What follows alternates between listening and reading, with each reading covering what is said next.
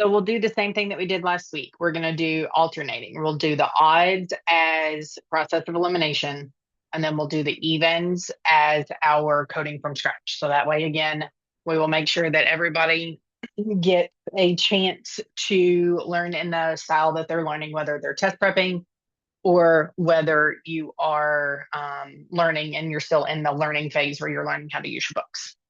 Question number 1. Left ureteral stent placement and extracorporeal shockwave therapy or lithotripsy of the left kidney are performed.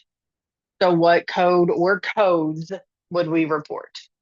So the way that you do process of elimination is we rule out as many options as possible first and foremost. So let's look at 50590. See if we can rule out or confirm C and D. So 50590 is lithotripsy, extracorporeal shockwave, which is our ESWL.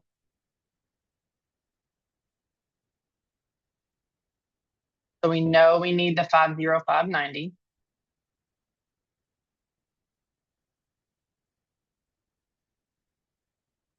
And then we need to decide, do we need to report 52332 as well? So 52332 is a cystourethropy with insertion of the indwelling ureteral stent. So should we report the stent placement separately, or should it be included?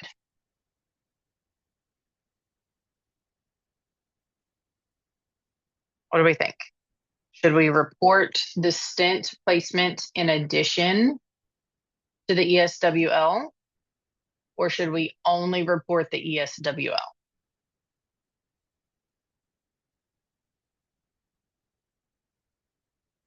Okay. So in the poll, I have one that says, okay, so Jackie, that was probably you that clicked A. Totally fine. So yeah, we're going to report both. So we need to report the stent placement and the extracorporeal shockwave. So D is going to be our answer. Not probably.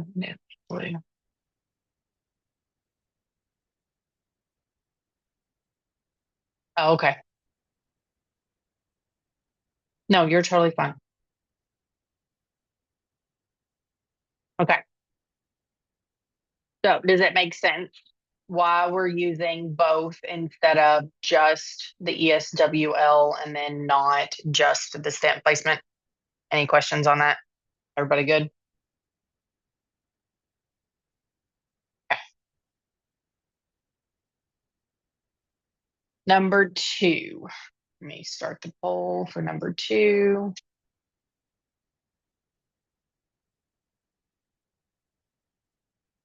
Okay. Patient presents today for treatment of benign prostatic hypertrophy or BPH and urinary retention by transurethral microwave thermotherapy or TUMT. So coding from scratch, right? Evens, we're going to do coding from scratch. So our main term that we did from a procedural standpoint is going to be transurethral because that's our approach. So let's go transurethral.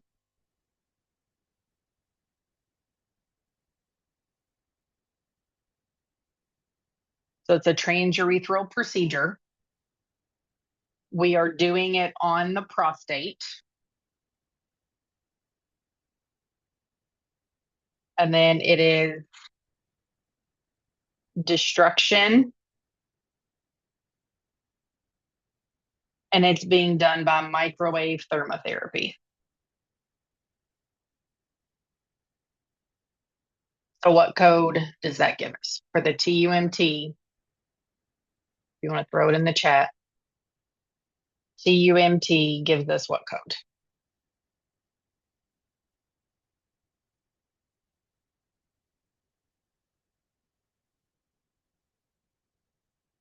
the 53850, right?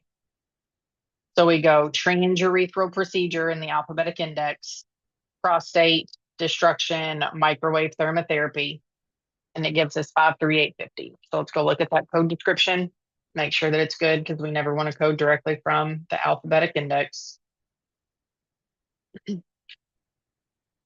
So 53850 is a transurethral destruction of prostatic tissue or prostate tissue by microwave thermotherapy.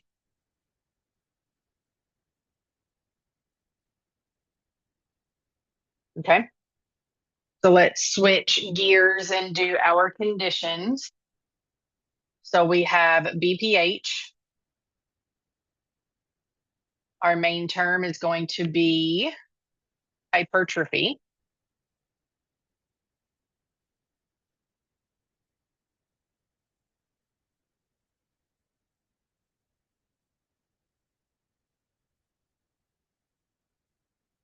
Underneath hypertrophy and then prostate, it's going to send us somewhere else.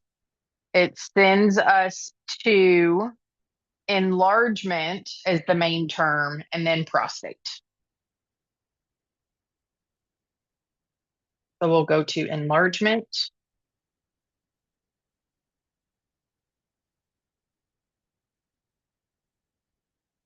And then prostate. And then we have a couple of options underneath prostate. We have with lower urinary tract symptoms, nodular, and then without lower urinary tract symptoms. So, do we have lower urinary tract symptoms? Yes or no? Y in whatever you want to do in the chat. That's a little bit easier. Yep. So that's going to give us in 40.1.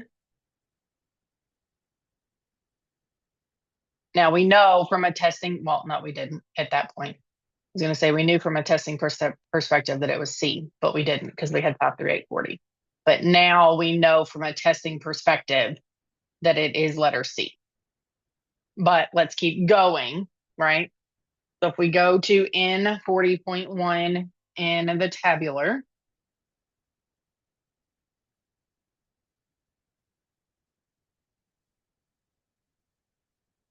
N 40.1 is our benign prostate hyperplasia with lower urinary tract symptoms. And then we have that use additional code for associated symptoms when specified note. And then it does the hard work for us. It says underneath urinary retention, which is our lower urinary tract symptom, the urinary retention is R33.8.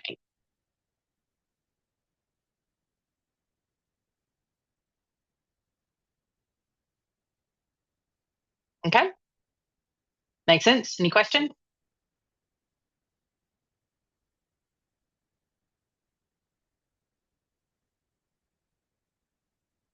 Okay.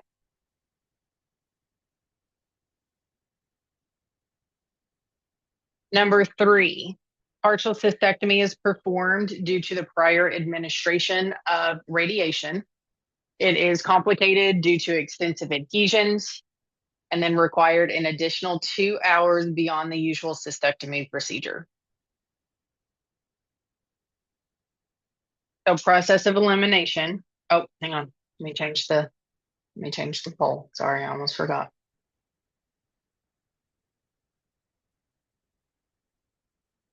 Okay. So process of elimination. We have 2 that have 51550 and 2 that have 51555.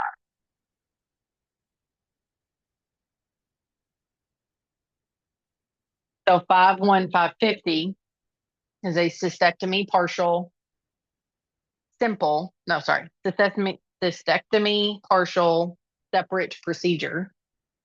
And then 51555 is your cystectomy partial complicated. So post radiation, previous surgery, difficult location. So we know we have a partial cystectomy. The question is it, no, sorry, I was looking, sorry. 51550 is partial simple. 51555 is complicated. My eyes played a trick on me. So is this going to be considered a simple or a complicated cystectomy?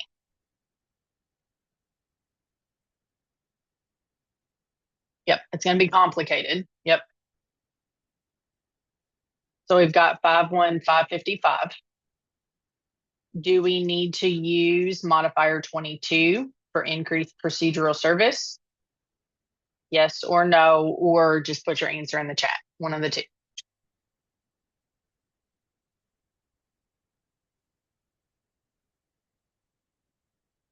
Okay. So I see a bunch of yeses. I saw somebody say, I see a couple of people saying no. Okay. So we are not, sorry, it should be 55. Yeah, no, hang on. Sorry, it should not be D. It should be, I just realized I clicked the wrong one. 55. So if it is a complicated, then complicated includes post-radiation, previous surgery, difficult location. So even though it requires an additional 2 hours, those 2 hours are going to be absorbed into the complicated description of the code. So we would not need a 22 if there's a simple and a complicated, because that complicated is going to include post radiation. It's going to include if they're having to do it because of previous surgeries, the extensive adhesions, difficult location, things along those lines. So we will not use the 22.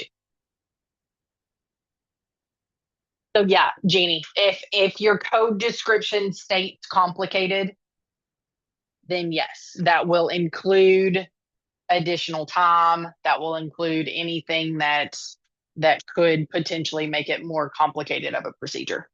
Yep.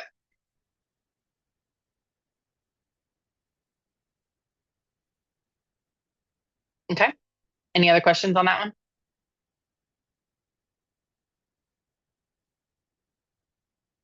Okay. Question number 4. A 63-year-old gentleman comes into the ED complaining of the urge to urinate, but has been unable to empty his bladder. The provider decides to place a Foley catheter to relieve the urine retention due to the prostate hypertrophy. So what code selection will we use? Again, we're going to do coding from scratch for this one. So the procedure that we're doing is we're inserting a catheter, right? We're placing a catheter. So we'll go to catheter.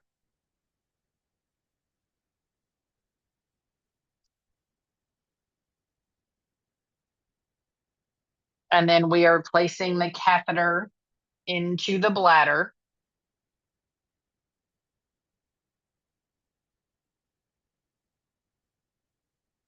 And we're not doing it for irrigation. We are just doing it to remove the urine. So we're going to go to 51701 through 51703.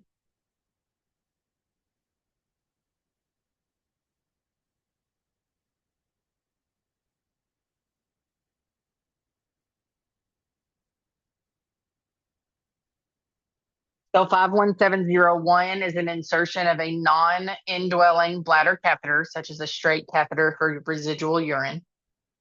51702 is the insertion of a temporary indwelling bladder catheter, simple, such as a Foley. And then 51703 is a complicated insertion of a temporary indwelling bladder catheter, such as for altered anatomy, fractured catheter, or balloon. So if we are placing a Foley catheter to relieve urine retention, which one do we think? Are we going to use 51701, 02, or 03? 02, yep, because it's got that Foley in there. Yep. So it's going to be your 51702. Even though 51701 states for residual urine, it's not the correct type of catheter.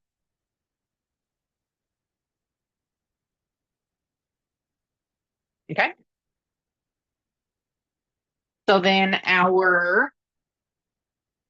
we've already done these codes, but let's do them again. We've got the prostate hypertrophy, which remember we went to hypertrophy and then prostate earlier and it sent us to enlargement. And then that was your N40.1. And then our urine retention is going to be your R33. I don't know that I realized that I had done two with the same ICD-10 codes. I don't know that I've ever picked up on that one in my brain. Okay. Any questions on that one?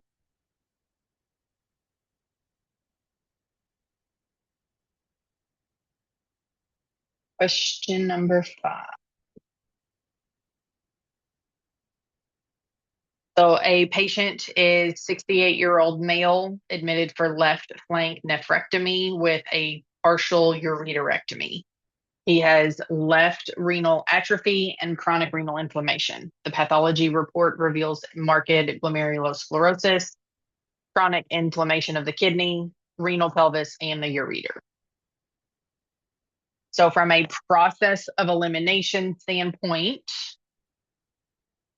we can rule out either with ICD-10 or with CPT because we have two 50220s and then we have two 50230s. Or we can do ICD-10 and do N26.9. Actually, no, because we've got 3 with N26.9. So we're not going to rule out as quickly. So let's go to CPT. 50220.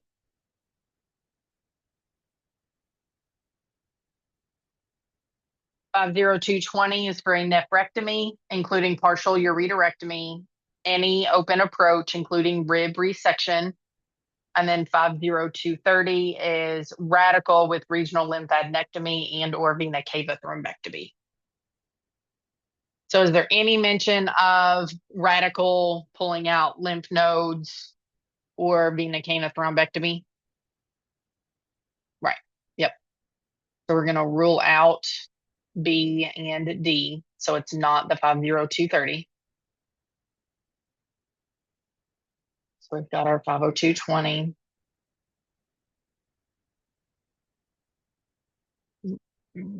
Blank with the partial ureterectomy. Okay. Then we have 4 completely separate ICD-10 codes, right? So let's just go look up one of the 4 because it's either going to confirm or deny. So I would just do the N05.1 because you'll get to that one a little bit quicker.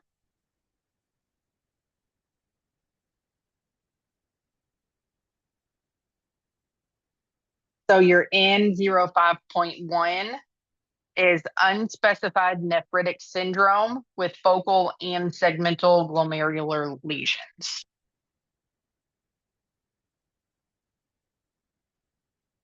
So your N05.1, let's see, we had nephritic syndrome, which we don't have any mention of that, right? So then let's just go look at N26.9 if we can't really tell for sure, right? So if our words aren't really matching up, N26.9 is renal sclerosis. Okay. So do we have words that match that one too?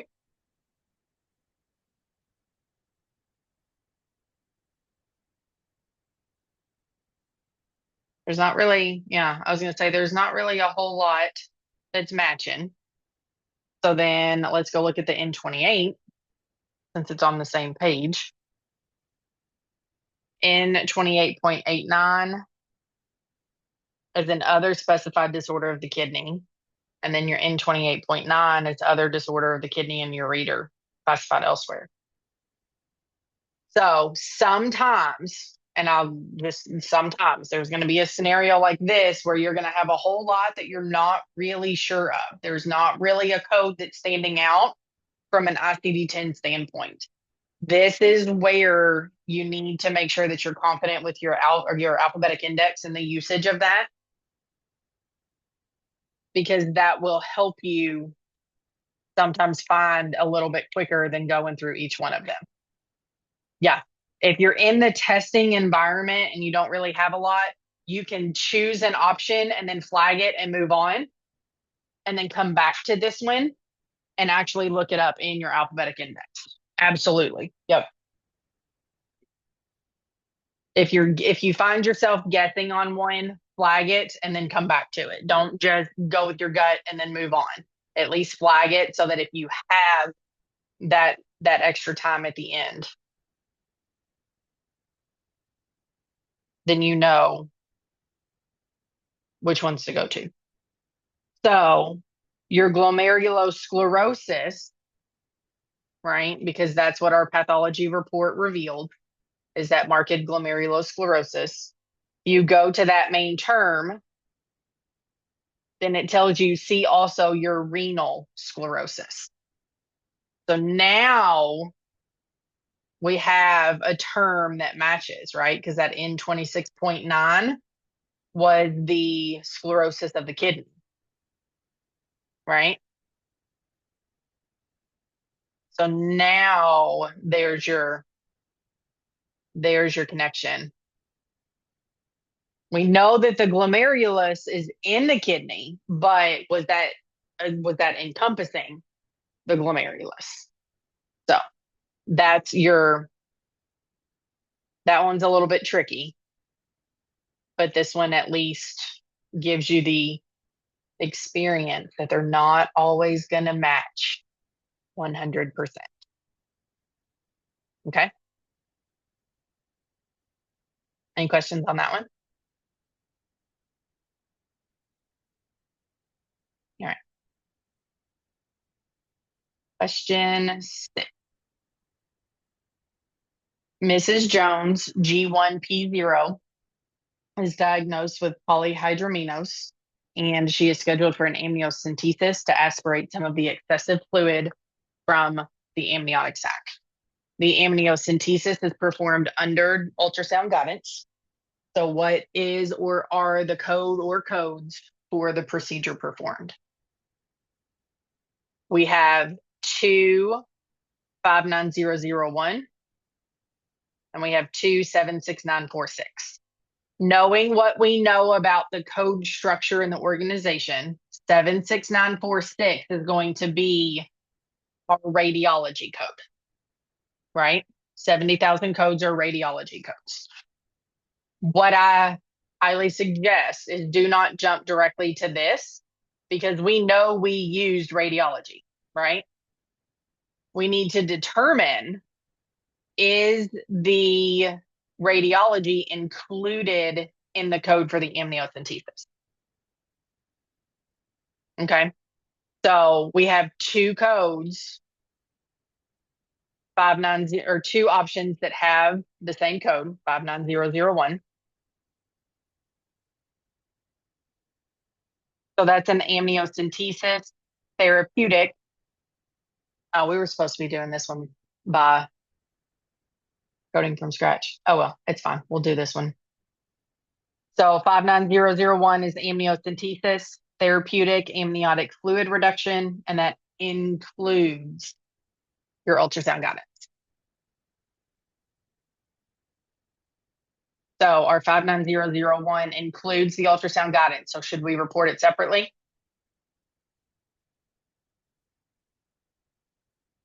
Right. Yep. Correct. So that's why I'm saying don't always go directly, because we know that the 76946 is going to be a radiology, and we know we did radiology, But when we're doing it for ultrasound guidance, we always need to check and make sure if our ultrasound guidance is included or if we should report it separately from that actual procedure that we performed.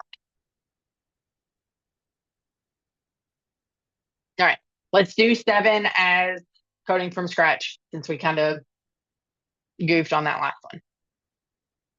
So patient has a LEAP conization for CIN2. So what are the CPT and ICD-10 codes for this procedure? Our main term is going to be LEEP, LEEP.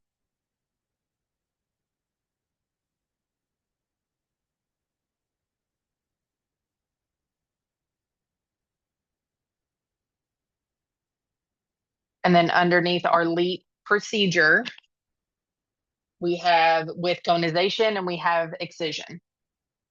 So conization is going to be 54761.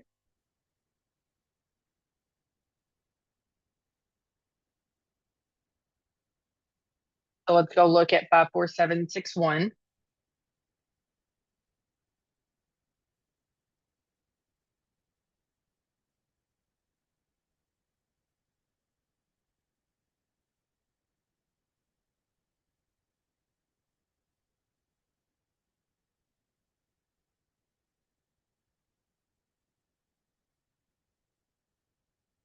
Five seven four, not 547. My brain was not wanting to find that number. 57461. So 57461 is a colposcopy of the cervix, including the upper or adjacent vagina, with loop electrode conization of the cervix. So, do we think 54761 is our code? We have the colposcopy of the cervix. Did we also do anything with the upper or the adjacent vagina?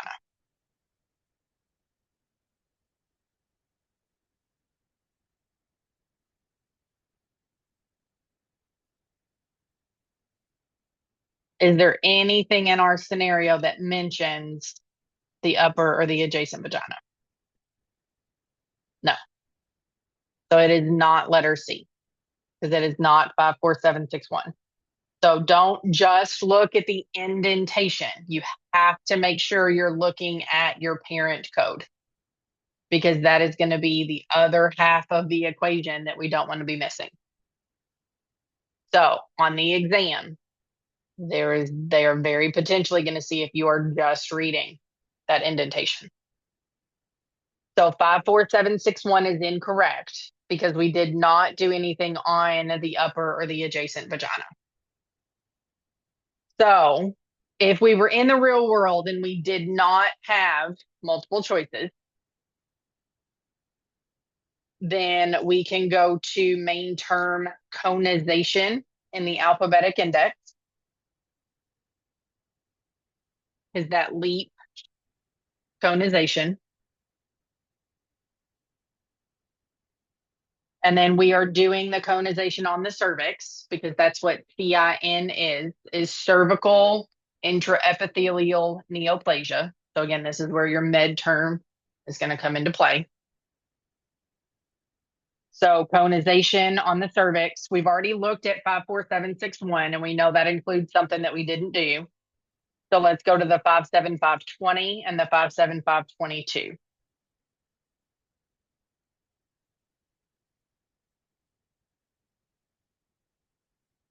So 57520 is your conization of the cervix with or without fulguration, with or without dilation and curettage, with or without repair.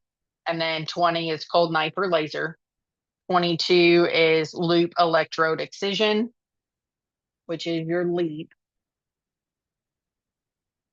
So we're going to use 57522.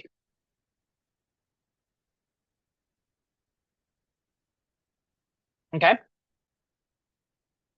So since we're doing this one from scratch, even though we already know our answer from a testing perspective, let's get some practice with the alphabetic index. Now, let's say you didn't know what CIN stood for. You can go in your alphabetic index to CIN, and then it's going to tell you the term neoplasia, which is different from neoplasm. We need to go to main term neoplasia intraepithelial cervix. So neoplasia intraepithelial of the cervix. And then that's where we see in the parentheses that non-essential modifier, that's CIN. And then we have grade 2, because that's what our CIN 2 is our grade. And then that gives us N87.1.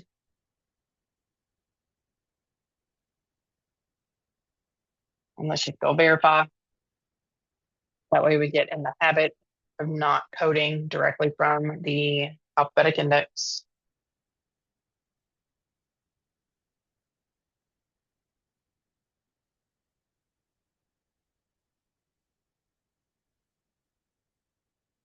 So N87.1 is moderate cervical dysplasia, and then our inclusion note is cervical intraepithelial neoplasia 2, or CIN 2.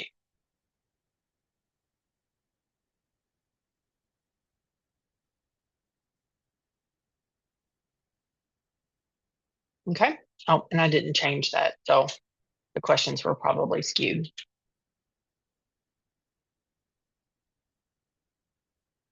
All right, so now we're on question 8.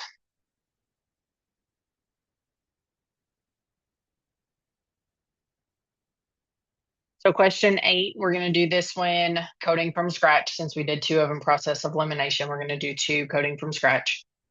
23-year-old woman presents with sudden lower left quadrant pain, which does not resolve. The decision is made to perform exploratory laparoscopy, revealing a cyst on the left ovary. The cyst is removed along with a partial oophorectomy.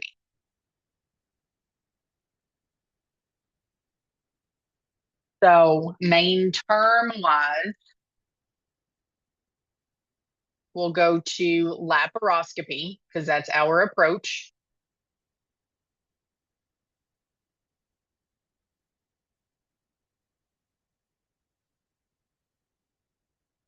Laparoscopy, and then we'll go to ovary.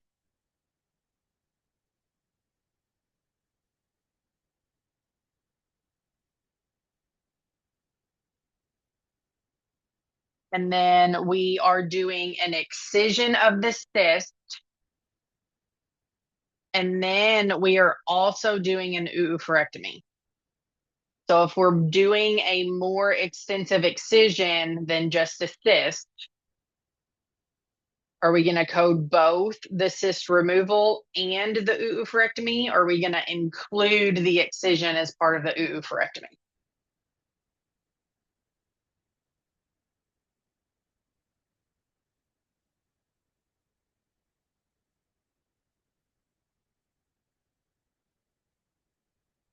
So if we're doing a more extensive procedure, now if we were pulling it from like the tube and then we moved out and then we did part of the ovary, then we would code them separately, right?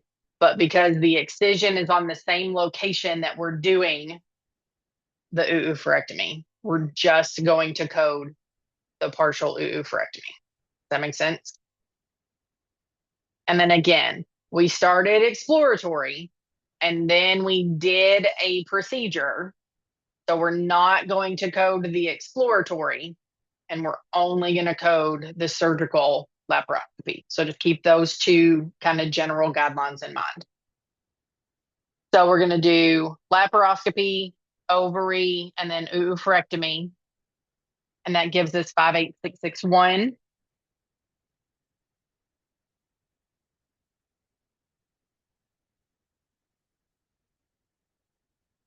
So 58661, right? And then, yeah, 58661 is laparoscopy surgical with removal of adnexal structures, meaning partial or total oophorectomy and or salpingectomy. So we're going to use 58661 only and not the exploratory laparotomy as well. Okay. Any questions on that one?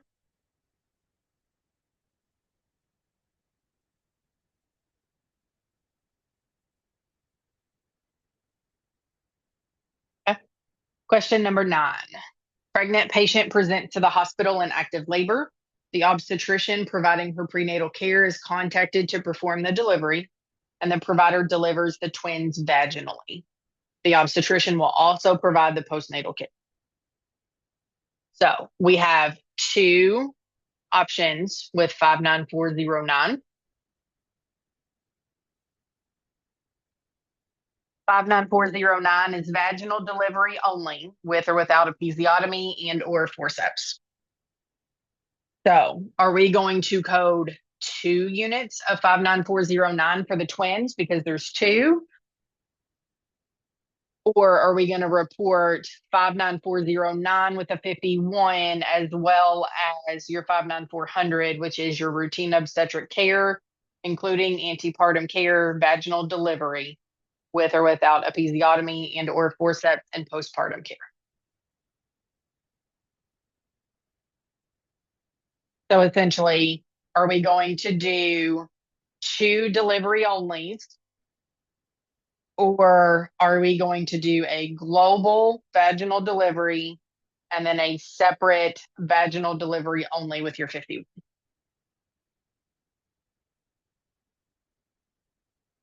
Yep.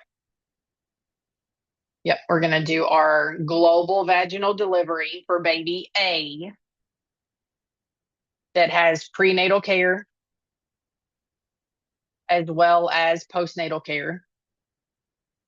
And then the delivery of one of the twins.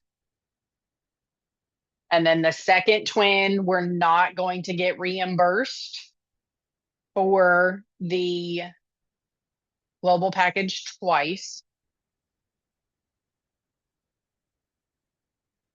So we would just need the 59409 with the 51 stating that the delivery only is separate and significant or multiple procedures from baby A.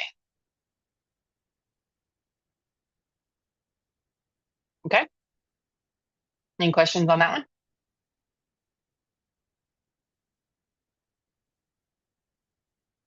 All right. Question number 10. To this one, coding from scratch. Last but not least. We have a woman with abdominal pain and bleeding that has a diagnosis of multiple fibroid tumors and then undergoes laparoscopic resection without hysterectomy. After the abdomen is entered and inspected, then it is found that she has 5 separate intramural fibroid tumors. And those tumors are removed successfully with a total weight of 300 grams.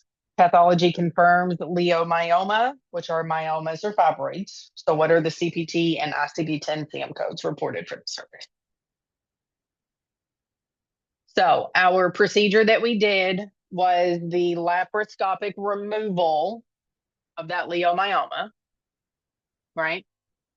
So our main term is going to be laparoscopy because that's our approach.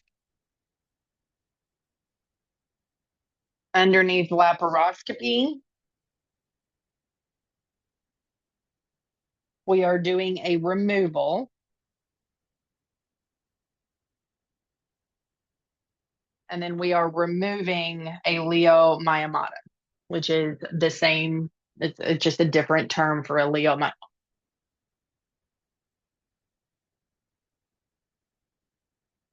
So that leiomyomata gives us 58545 and 58546.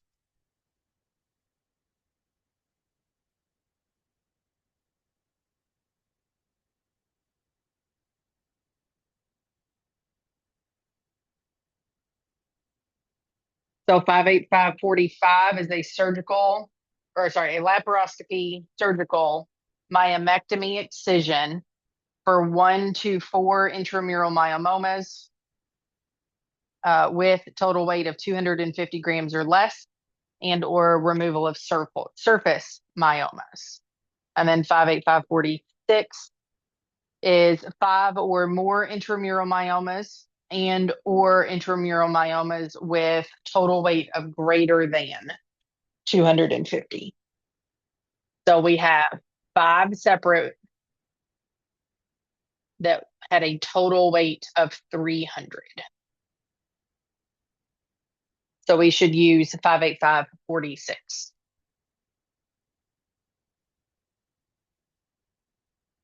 Yep. And then we need to go find our leiomyoma. So ICD-10,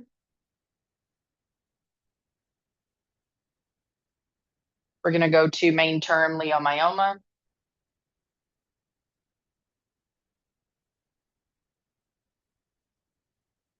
And then this is on the uterus.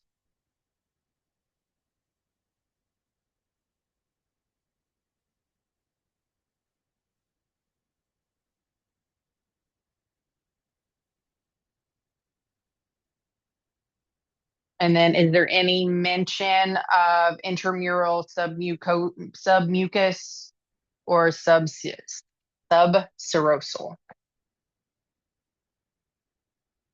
So we have intramural. So that's going to give us the D25.1.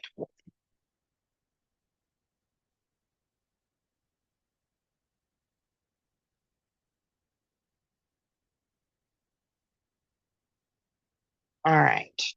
Not too bad, right? Let me stop the recording.